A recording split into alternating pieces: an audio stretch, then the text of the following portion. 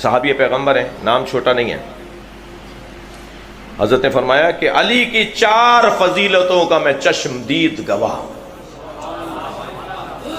بہت بڑا نام ہے صحابہ کرام میں رضی اللہ تعالیٰ عنہ عبداللہ ابن مسعود. علی کی 4 فضیلتوں کا میں چشمدید گواہ ہوں. ان 4 میں سے اگر کوئی ایک فضیلت مجھ کو مل جاتی تو میں حضرت نوح کی عمر کے برابر ملنے والی حکومت کو چھوڑ دیتا، مگر اس فضیلت کو نہ چھوڑتا. 2500 سال کی عمر تھی حضرت نوح کی. 2500 سال تک کی عمر، 2500 سال تک کی حکومت کو چھوڑ دیتا، مگر میں اس ایک فضیلت کو نہ چھوڑتا. سنیں گے؟ فرمایا میں نے اپنی آنکھوں سے دیکھا کہ نبی نے فرمایا لَأُعْطِيَنَّ رَائِطًا غَدًا رَجُلًا، کل میں علم اسے دوں گا جو مرد ہوگا. صلوات پڑھیں محمد و آل محمد.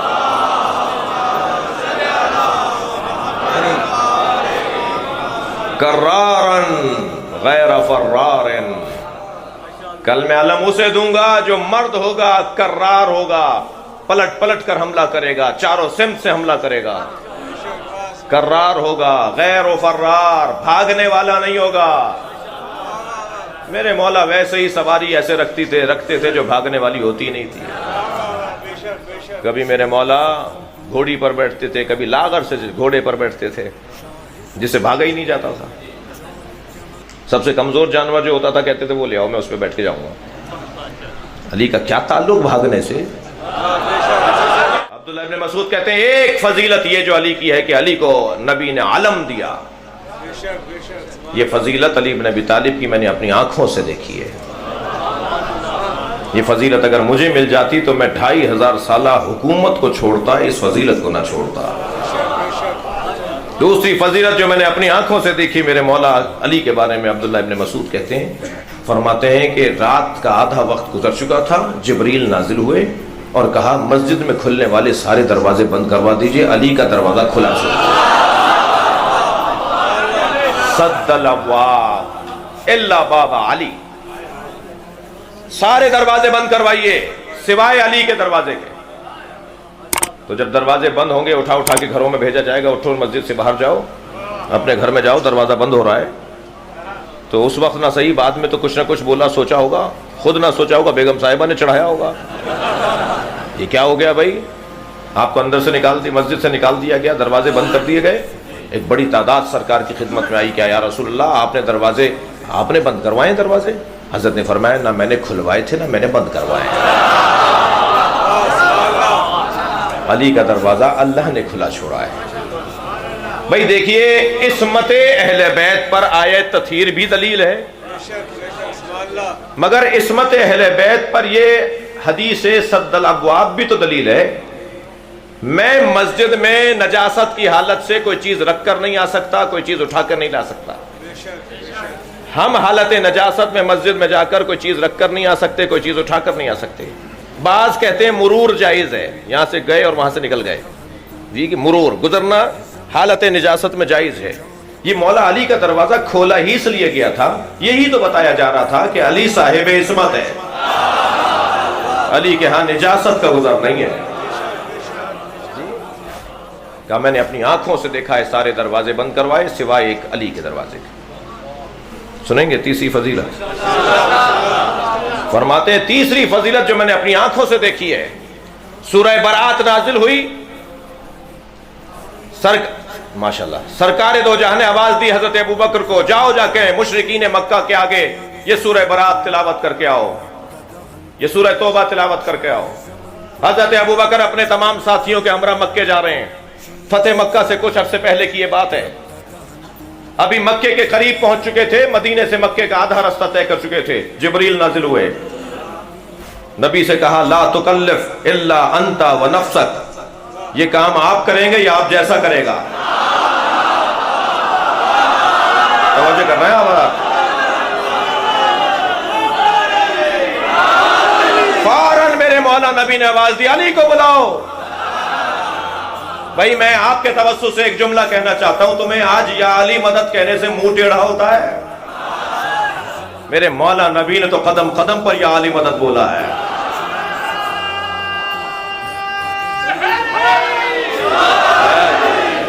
میرے علی کو بلاؤ. میرے مولا علی تشریف فرما ہوئے. فرمایا علی فوراً روانہ ہو جاؤ اس سے پہلے کہ ابو بکر مکہ پہنچ جائے, اور جا کے ان سے کہو کہ حکم الہی نازل ہوا ہے کہ یہ کام یا نبی کریں گے یا نبی جیسا کرے گا, اور نبی نے مجھے اپنے جیسے کے عنوان سے بھیجا ہے. اللہ اکبر. بڑے لوگوں کی تمنا ہے کہ ان کو اپنے آپ کو نبی جیسا بولیں. نبی نے تو صرف علی کو اپنے جیسا بولا ہے.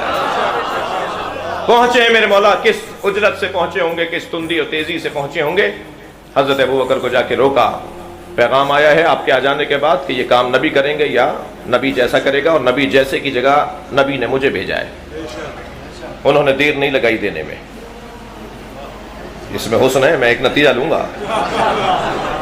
حضرت ابو بکر نے دیر نہیں کی, فوراً وہ امانت ان کے حوالے کر دی, مولا کے حوالے. مولا ادھر مکے چلے گئے, حضرت ابو بکر واپس آ گئے.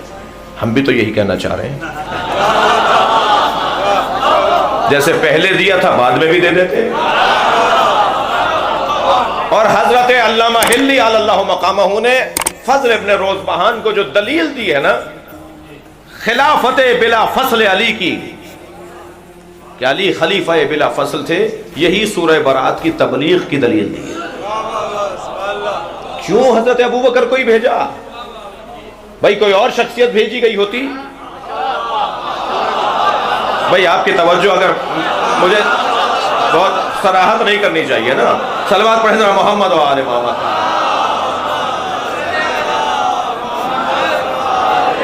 دعوت فکر دے رہا ہوں اپنے سنی بھائیوں کو مجلس میں جو تشریف فرمائے, اور میں تو آپ کو حوالہ دے رہا ہوں سورہ برات کا, جا کے تفسیر دیکھ لیجئے. سارے مفسرین نے یہی کچھ لکھا ہے جو میں بیان کر رہا ہوں. یہ کوئی سنی شیعہ کا مسئلہ نہیں ہے. حضرت ابو بکر سے واپس لے لیا, یہ ایک عجیب.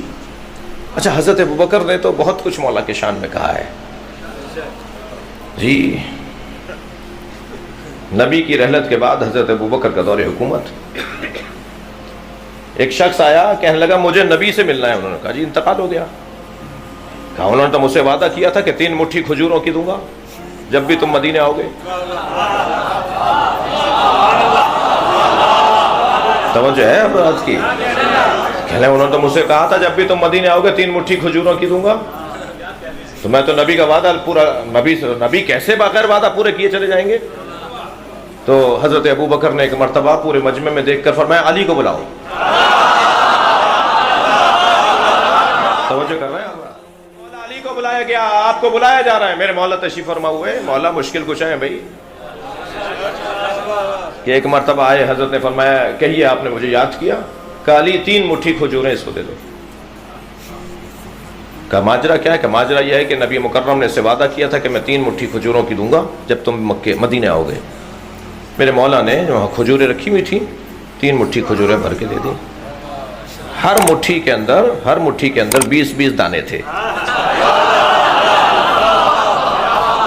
60 دانے اس کی جھولی میں مولا علی نے ڈال دیے. اب صحابہ کرام کے لیے سوال تو تھا نا کہ بھئی یہ ہوا کیا, یہ کیا ہو رہا ہے, یہ کیوں ہو رہا ہے. تو ایک نے پوچھ لیا کہ یہ آپ نے ایسا کیوں کیا. کہنے لگے جب ہم غار ثور سے نکل رہے تھے تو ساری رات نبی کے زبان پہ سوائے علی کی کسی کی بات ہی نہیں تھی. میں ساری رات نبی سے علی کی باتیں سنتا رہا. اور جب غار ثور سے ہم نکلے, ہجرت کی رات, بچوں کے لیے کہہ رہا ہوں, ہجرت کی رات جب ہم غار ثور سے نکلے تو نکلتے وقت کہنے لگے علی اور مجھ میں اتنی یکسانیت ہے کہ حتیٰ میری اور اس کی مٹھی میں بھی فرق نہیں ہے.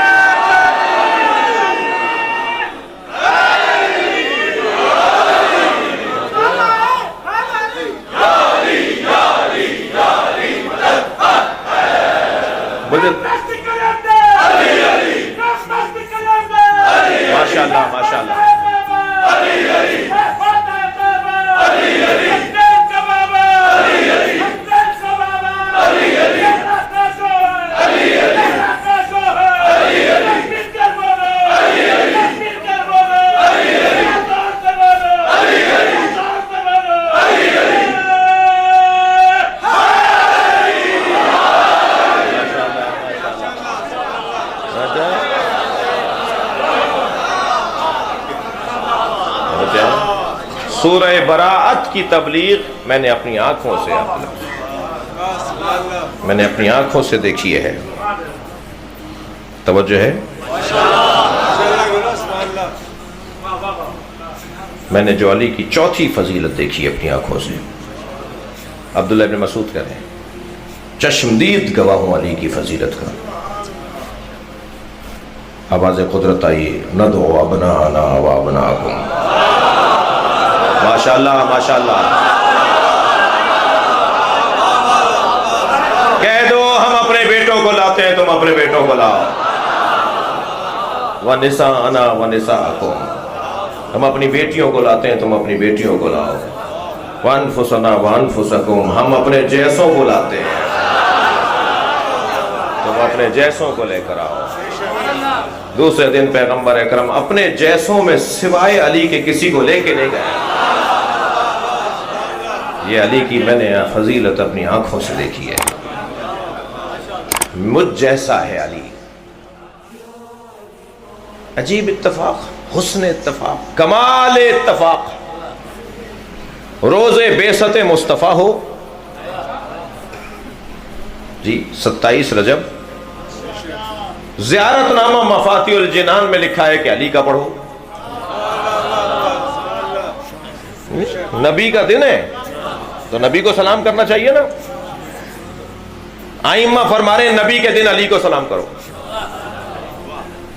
غدیر کا دن ہے، کس کا دن ہے؟ علی کا ہے نا. زیارت نامہ ائمہ فرما رہے ہیں نبی کا پڑھو. نبی کے دن علی کو سلام کرو، علی کے دن نبی کو سلام کرو. یہ دو کب ہیں؟